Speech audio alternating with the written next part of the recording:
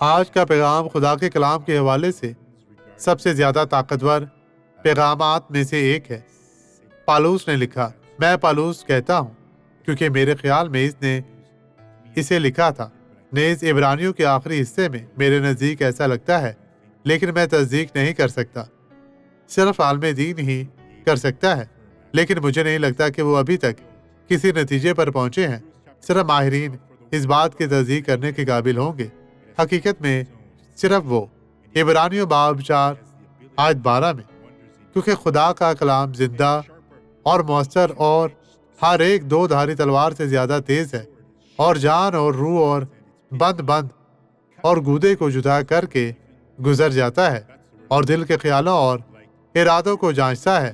کوئی بھی یہ بتانے کے قابل نہیں ہے کہ یہ کہاں ہے، اور جوڑ اور میرو اسے دیکھیں۔